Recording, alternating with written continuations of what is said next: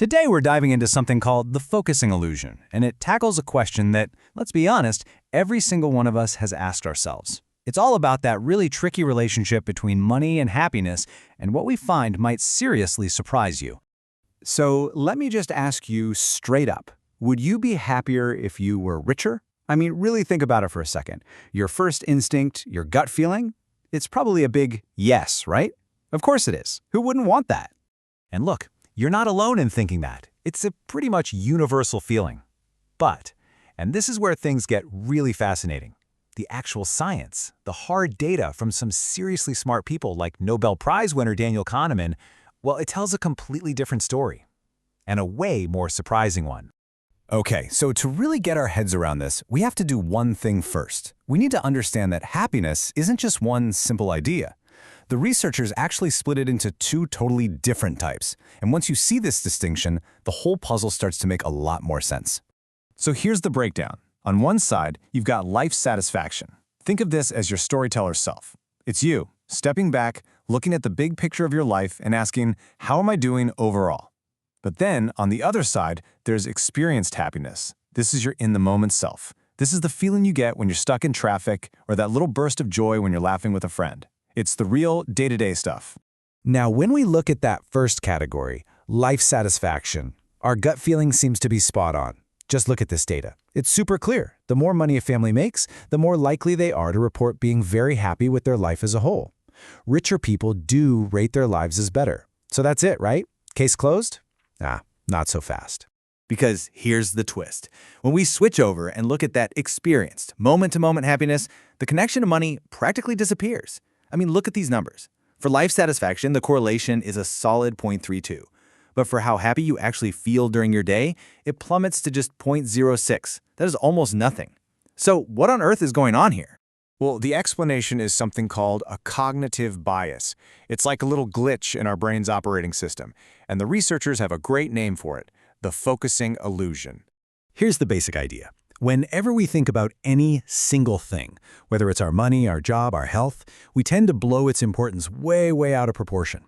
It's like we shine this huge, powerful spotlight on that one thing, and it makes everything else that's going on in our lives just fade into the background. Okay, I know that might sound a little bit abstract, so let's look at a really cool experiment that makes this crystal clear. It's a classic study, and it shows the focusing illusion in action perfectly. So researchers went up to some college students and asked them two simple questions. First, all things considered, how happy are you with your life? And then they asked, how many dates did you go on last month? And when they asked the questions in that order, happiness first, dates second, you know what they found? Absolutely no link. The correlation was pretty much zero. Their dating life was just one little piece of their whole life, so it didn't really affect their overall happiness score. Okay, but here's where it gets wild. For the next group of students, they did the exact same thing, but they just flipped the order of the questions. This time, they asked about the dates first. They forced the students to think about their romantic life, to put that mental spotlight right on it. And then they asked how happy they were. And bam, the result was totally different. The correlation shot up to 0.66. That's a huge connection. And that is the focusing illusion in a nutshell. The second they were forced to think about dating, it suddenly seemed like the most important thing for their happiness. That spotlight completely changed their answer.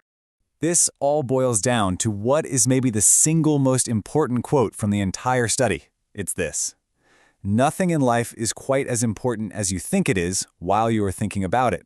Just let that sink in for a second. All right, so let's take this idea and plug it right back into our original question about money.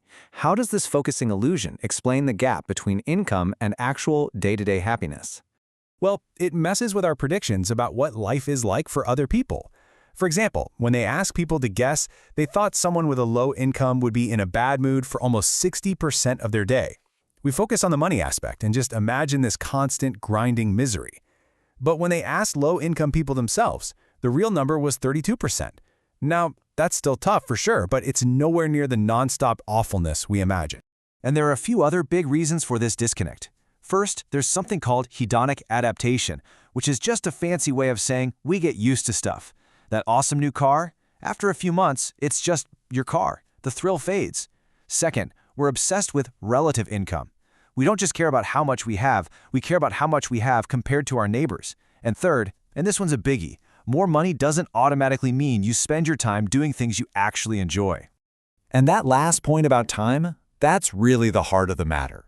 This is the hidden trap of the focusing illusion. We focus so much on getting more money that we forget to think about what we're trading away to get it. And what we're trading is our time. You'd think a richer life would mean kicking back, more time for relaxing, right? But the data here shows the complete opposite. As income goes up, the time people spend on chill activities, like watching TV, actually goes down. And what fills that time? You guessed it, more work, more commuting. And it's not like it's a good trade-off either. This chart makes it pretty obvious. The things higher-income people spend more of their time on, work and the commute, are way more stressful than passive leisure. So we're literally trading low-stress time for high-stress time in the pursuit of more money. So here's the bottom line. The focusing illusion makes us dream about all the cool stuff we can buy with more money. But we completely forget to think about the day-to-day reality of earning that money, which often means more stress, more pressure, and less time for the simple things that actually make us happy. So this brings us to one last question, and it's a big one for all of us. Look, the point here isn't that money doesn't matter at all. It does. The point is that we give it way too much of our attention.